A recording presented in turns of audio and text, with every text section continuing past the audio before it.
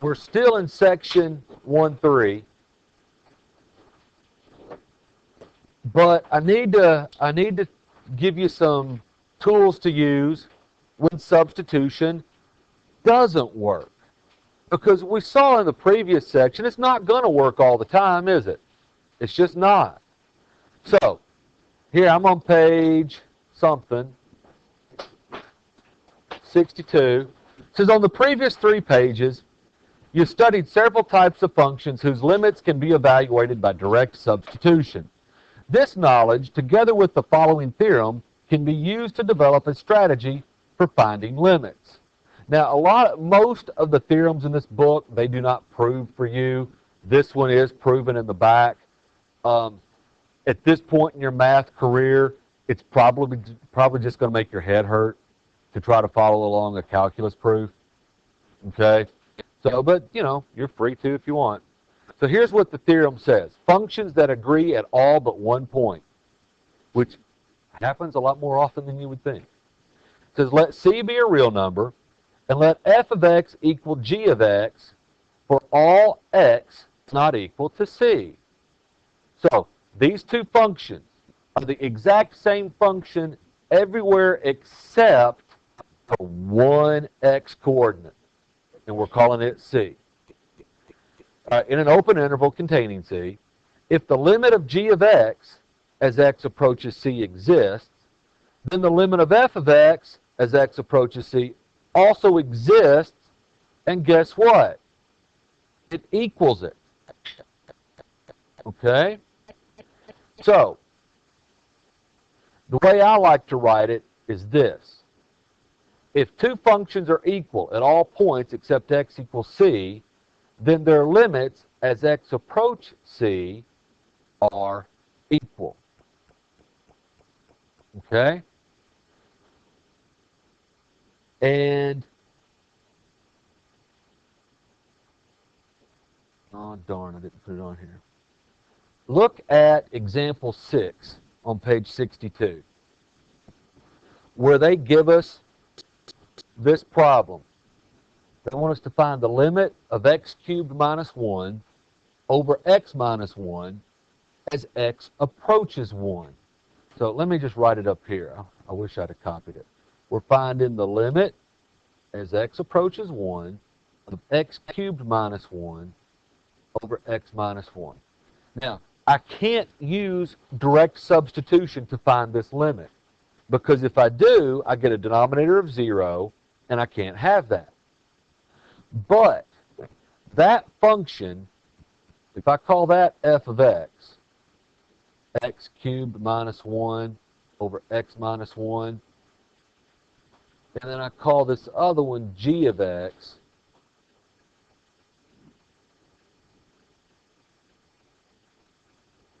these two functions are equivalent at every single x coordinate except 1. Therefore, they have the same limit as x approaches 1. Okay? Now, let's use our calculator to help. Well, the graphs are in the book. So if you look at the graph in the margin of page 62, the top one, you'll see a parabola with a hole in it. That's the graph of what I'm calling f of x. And then, if you look right below that, you'll see the graph of g of x, which is the exact same parabola without the hole in it. All right, so since this is the graph of f of x, and this is the graph of g of x, think about it. As x approaches 1 from the left in each graph, the y-coordinate is approaching 3. As x approaches 1 from the right in each graph, the y-coordinate's approaching 3. So in both of those cases, the limit of the function as x approaches 1 is 3. The limits are equal, just like the theorem says they'll be. Okay? Now, quite often I will say, I will call these equivalent functions. That's not really right, is it? they're equivalent everywhere except x equals 1. But we can get away with, while we're talking, don't write it down, okay? Because then, you got to be precise when you write it down. But when we're talking, if we want to say they're equivalent functions, that's okay. We don't have to say, everywhere except, and then list the exception. We know what we're talking about. Does that give you an idea of what you might be able to do to find the limit of a function like that? I'm rewriting it, okay? I'm rewriting it and turning it into a function that agrees at all but one point. I'm turning it into an equivalent function, equivalent everywhere except x equals 1. And the process you go through is this. This is what it would look like when you work it out. You've got the limit as x approaches 1 of x cubed minus 1 over x minus 1. Whenever substitution won't work, the very first thing you should try is to rewrite your function using algebra, okay? And the algebra that is the most common technique is to factor everything you can factor and then divide out common factors. Now, everybody forgets, but you can factor a difference of 2 cubes. If you've got a cubed minus b cubed, its factorization is a minus b in a parentheses, then parentheses a squared plus ab plus b squared. Okay? A cubed minus b cubed becomes a minus b times a squared plus ab plus b squared. That's worth writing down. We'll use that a lot. And by a lot, I mean a lot. And also a sum of 2 cubes is factorable. And it turns out to be this. We use it a lot too. Write those two down. For the most part, if you need a formula to do the factoring, I don't expect you to remember it. But these two come up so often, you need to remember them.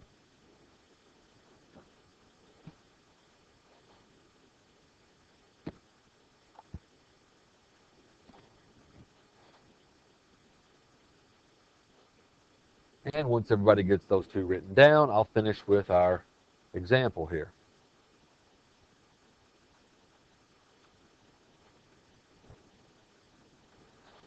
All right, so back to our limit of x cubed minus 1 over x minus 1 as x approaches 1. All right, so factor the x cubed minus 1.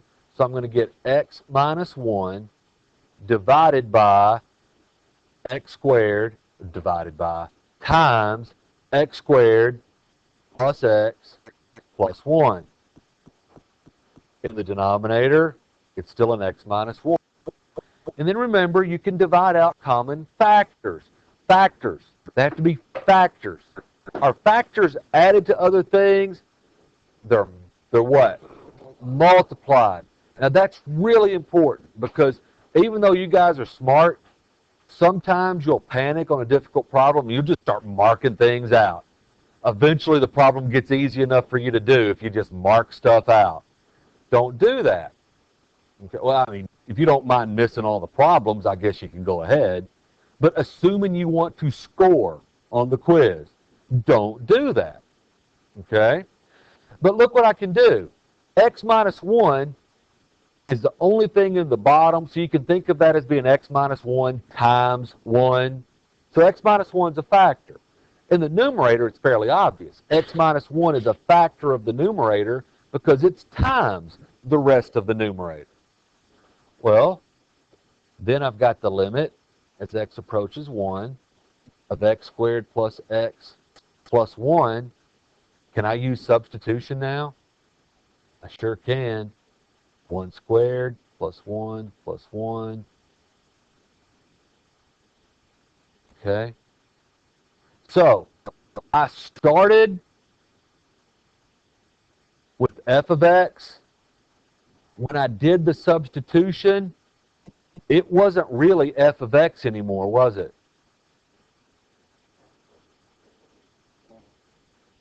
That's what we called g of x a minute ago. f of x and g of x are equivalent functions at all points except x equals 1. According to our theorem, that means their limits as x approaches 1 have to be equal to each other. So we rewrite the function that we cannot use substitution so that it becomes an equivalent function where we can use substitution. Yes?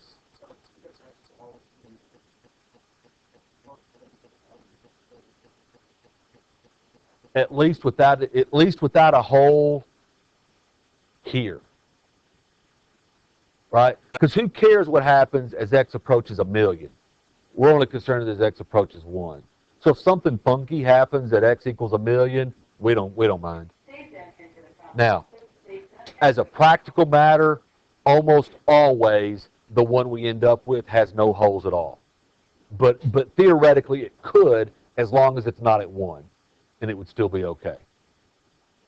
Okay? For instance, let me show you this. Let's say we're trying to find the limit as x approaches 1 of x minus 2 times x plus 3 over x minus 4 times x plus 3. And I want to find the limit as x approaches negative 3, not 1, negative 3. I divide those out, and now I can use substitution, even though what's remaining would have a hole in it at x equals 4. But that doesn't hurt us, does it? Because we can still use substitution to evaluate it. Does that help? Does that make sense? Or does that just make it all fuzzier? All right. Oh, some of y'all getting sleepy because it's so hot in here. Slap yourself.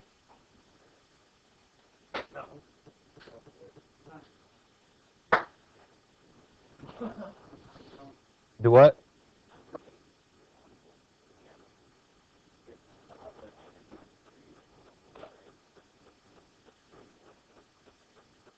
I factored it. I used that formula to factor that.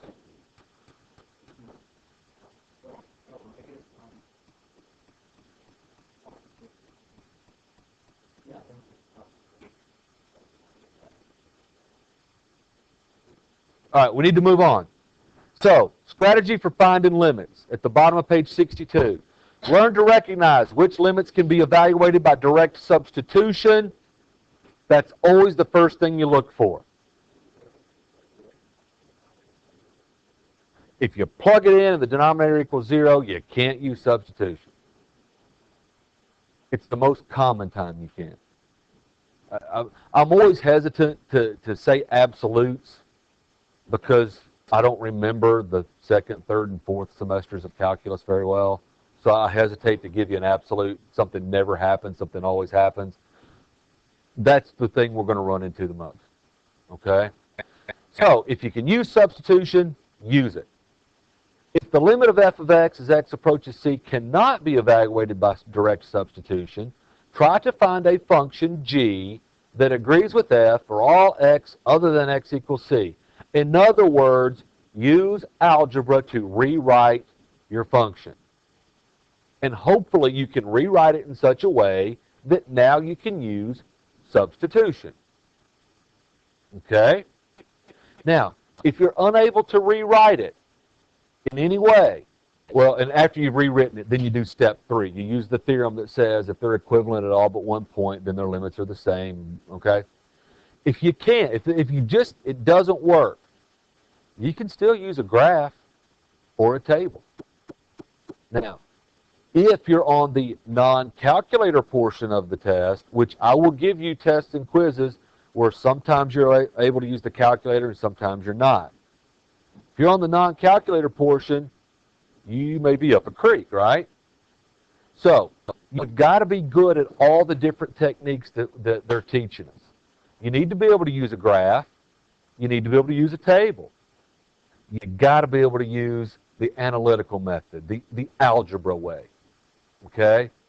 Because in college, you will be expected to be able to find limits all these different ways. They won't go with just one way. Okay? Now,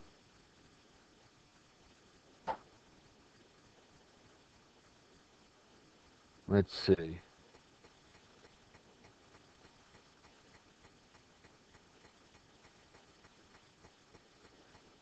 Let's skip that. All right. Put this in your notes. The most common algebra techniques we use, factoring and dividing out common factors, like I just showed you with that example, is the most common way. It's also probably the easiest way, even though it's not particularly easy. All right, we can also rationalize the numerator. Now, in pre-cal, you probably learned that you're not supposed to leave a radical in the denominator of your answer, and so you rationalize the denominator. Sometimes when there's a radical in the numerator, the thing to do is to rationalize the numerator. I'll need to show you an example of that. And another technique is to multiply by a conjugate over itself. Now, a conjugate is this. If you have a binomial, its conjugate is the same two terms with a different sign between them. So if you have a plus b, its conjugate is a minus b. If you have x plus 3, its conjugate is x minus 3. Okay? And I'll need to show you how that works. Those aren't the only techniques, algebraic techniques you might need to use, but those will get you a long, long way. Now, once you use that technique, you're not done. You have to simplify your function, your expression, and then you have to, at that point, you can hopefully use substitution to find the limit. All right? So the algebra gets pretty involved here. Everybody got that copied down?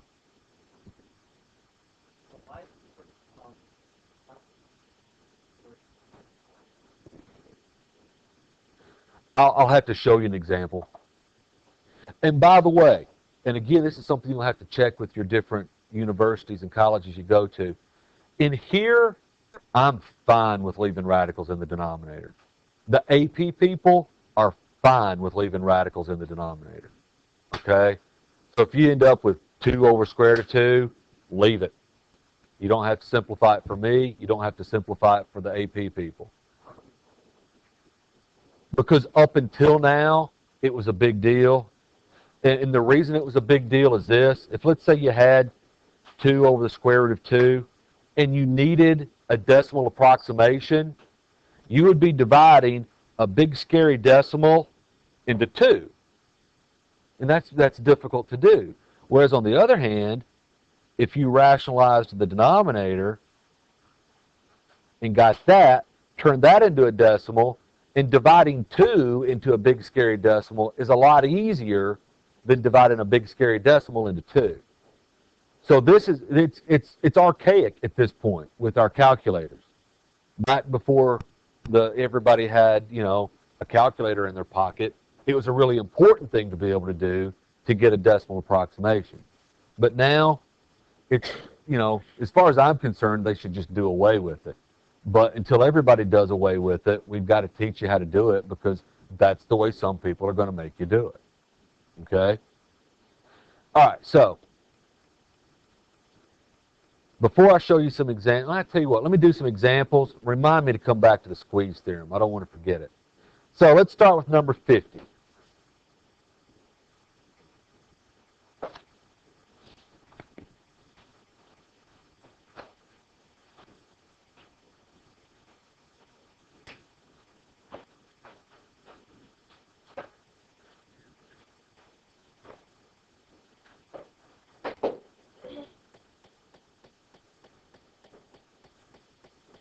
We're supposed to find the limit if it exists. All right, I'm on page 68. We're supposed to find the limit if it exists. All right, we've got the limit of 2 minus x divided by x squared minus 4 as x approaches 2. I can't use substitution, can I? Because that would give me 4 minus 4, 0 for my denominator. So I'm going to try first factoring. Now, looking a step ahead, I know how to factor, or looking at the denominator first, I know how to factor that. It's the difference of two squares. It's going to be the quantity x plus 2 times the quantity x minus 2, isn't it? I don't have either of those factors in my numerator, so I need to factor the numerator as well. You say, well, how do you factor that? Just factor out a negative, okay? So I have the limit as x approaches 2. Don't stop writing limit. It's the limit as x approaches 2 of, factor the negative out of the numerator, make it negative quantity x minus 2, divided by, and then factor your difference of two squares. That'll be the quantity x plus 2 times the quantity x minus 2.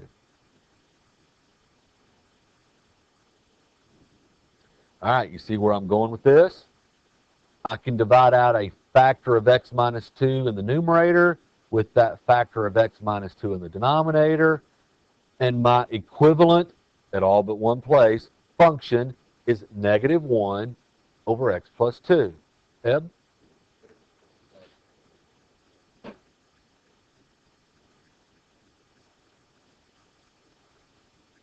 No, because this 2 is positive to start with. Now can I use substitution? Sure, substitute. That's when you stop writing down limit. Until you do the substitution, you have to keep writing down limit. So we get negative 1/4 as our limit.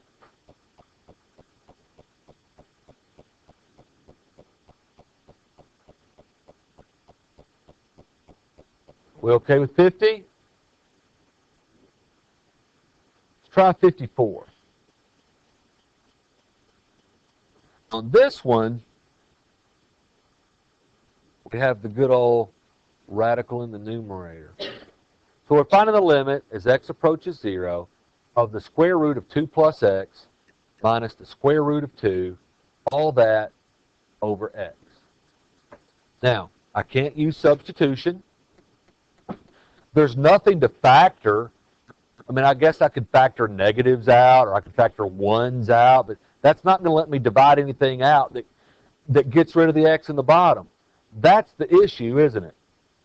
The x as a standalone in the denominator. That's the problem. That's what keeps me from using substitution. So, one of our techniques that I had you write down was we could rationalize the numerator. And in fact, to do that, we're going to have to use that third technique, which was to multiply by the conjugate over the conjugate.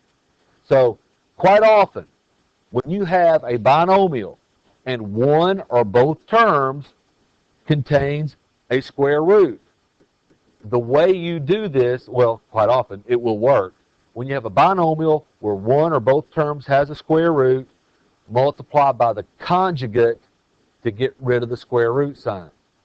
Now, I can't just multiply the numerator by something, though, can I? Because if I do that, I change the value.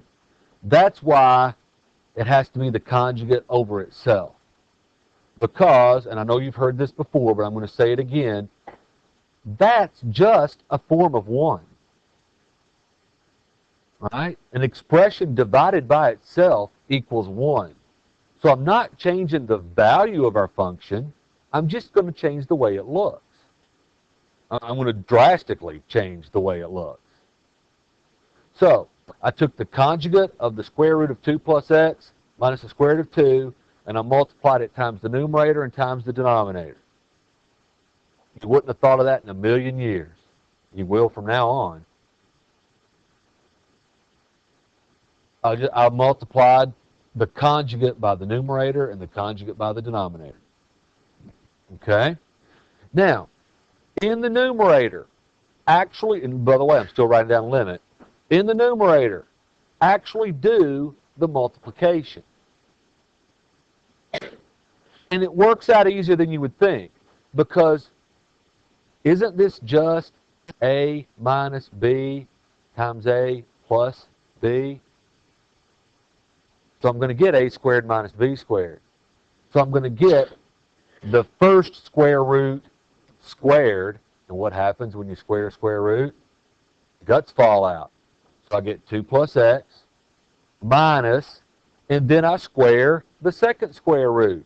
Guts fall out. 2. Now, if you want to do the FOIL method and draw arrows, and okay, but that's the way it works. A minus B times A plus B always equals A squared minus B squared. So I actually did the multiplication in the numerator. Don't in the denominator. You'll see why in just a second. But don't multiply it out. Just leave it as x times, parentheses, the conjugate.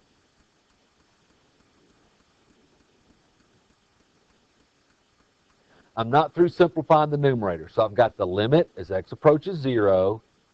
2 minus 2 is 0. So of x over, and then x times the conjugate.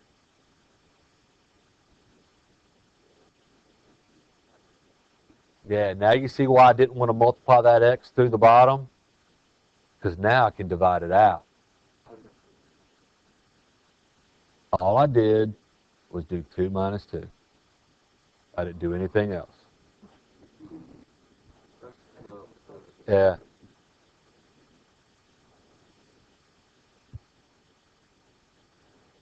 Two minus 2 is easy. When it's disguised, it gets a little more difficult. So, like I was saying, you see why I did not distribute that x? Because the whole, and this is, learn this lesson. Since the x is what you want to divide out, don't multiply it through. You're wanting to divide it out. So leave it as a factor. Don't multiply it through. Joseph? All right, so x divided by x is 1. So now the numerator is a 1, and now there's no more x in the denominator. Technically, it became a 1, right? It's 1 times that, but don't write 1 print. Don't do that. And I'm still writing down the limit as x approaches 0. At this point, can I substitute now? I can. So on the next line, I don't need to write limit anymore. I just do the substitution. Now, all I got to do is replace that x with 0, and that's what I end up with, isn't it? And the square root of 2 plus the square root of 2 is commonly known as 2 times the square root of 2. And that's our answer. Yep.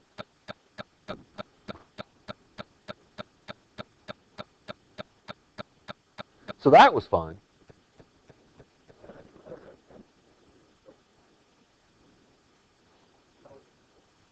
I like that. All right, you still with me?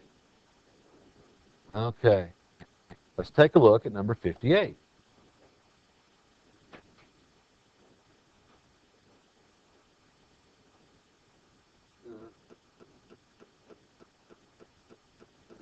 So we have the limit as x approaches 0 of 1 over x plus 4 minus 1/4 over x. I cannot substitute because that makes the denominator 0. Now think back to previous years.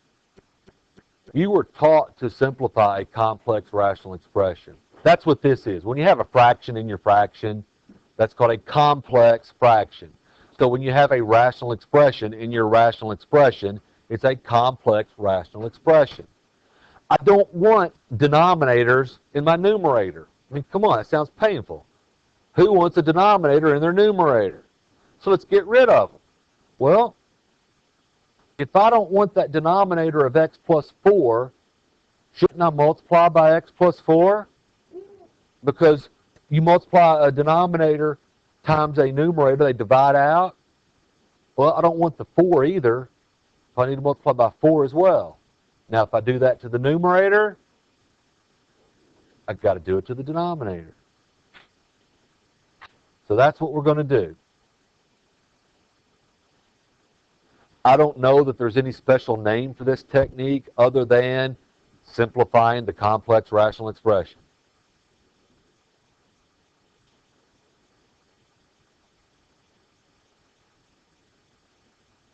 Hey, that's what I said a while ago. Mr. Thaxton just said when he's multiplying by 1, he's not changing the value. I taught him everything he knows. All right, so next step. Well, do the multiplication, right, in the top. So we have the limit as x approaches 0 of. Now, in the numerator, I need to multiply that times that and times that, don't I? It's the distributive property. It's kind of disguised because I'm distributing 4 parentheses x plus 4. But I've got to. I can't just multiply it times one of those terms and not the other, can I? So I multiply it times both. Now, when I multiply 4 times the quantity x plus 4 times 1 over x plus 4, don't the x plus 4's divide out? And so now I get 1 times 4, which is 4. Okay? Now here's why I have an advantage over you guys. I can erase that because now I need to multiply that times negative 1/4. What divides out this time? The 4's. So this becomes negative 1 times x plus 4. And I actually wrote that. You can go ahead and turn it into negative x minus 4 if you want to. In the denominator, should I distribute that x? No, why not? Because that's what I want to divide out. So I just wrote it like that.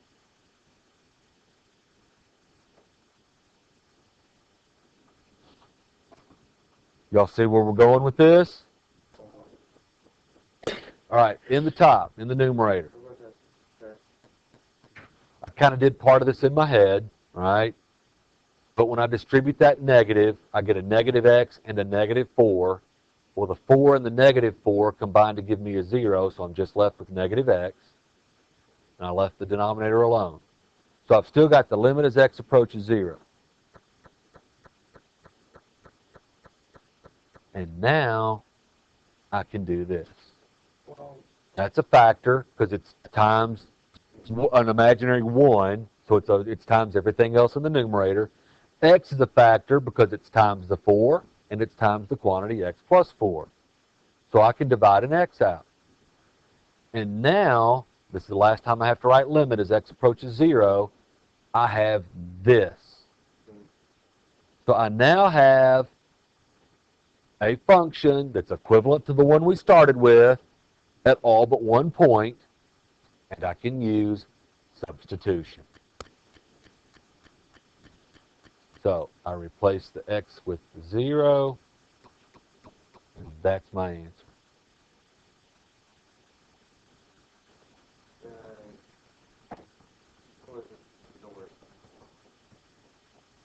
Not so bad.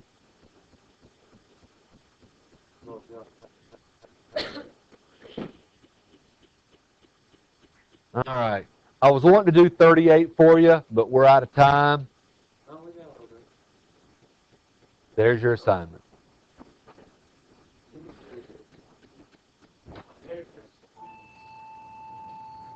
Yeah, squeeze theorem's going to have to wait till tomorrow, too.